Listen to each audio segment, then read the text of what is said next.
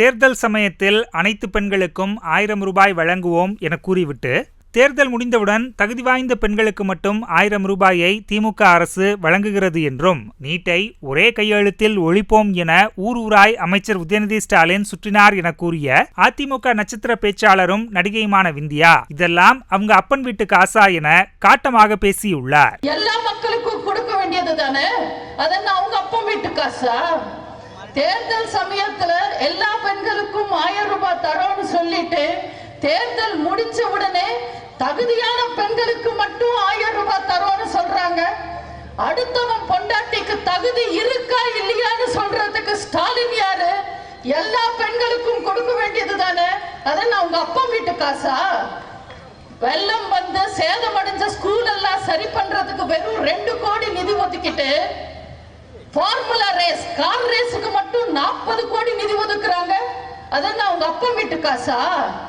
ராணுவத்துல செத்தவனுக்கு 3 லட்சம் கொடுத்துட்டு கள்ளச்சாராயம் குடிச்சு செத்தவனுக்கு 10 லட்சம் தராங்க.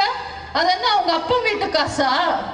நீட்ட ஒரே கையெழுத்துல ஒழிப்போன்னு சொல்லிட்டு இன்னைக்கு ஒரு ஆணியும் புடுங்க முடியாம மக்களை ஏமாத்துறதுக்காக 50 லட்சம் கையெழுத்து வாங்குறேன்னு அரசாங்க பணம் செலவு பண்ணிட்டு ஊரா சுத்துறாரு உதயநிதி.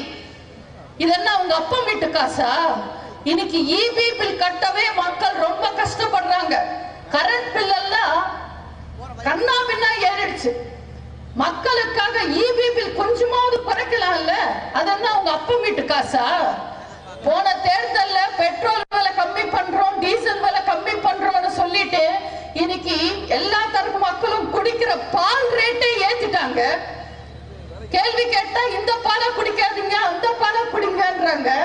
நாங்க எந்த பால் குடிக்கணும் எந்த பால் குடிக்க கூடாதுன்னு சொல்றதுக்கு திமுக யாரு? அதெல்லாம் அவங்க அப்பா வீட்டு காசா? இன்னைக்கு வரியெல்லாம் ஏத்திட்டாங்க, விலையெல்லாம் ஏத்திட்டாங்க.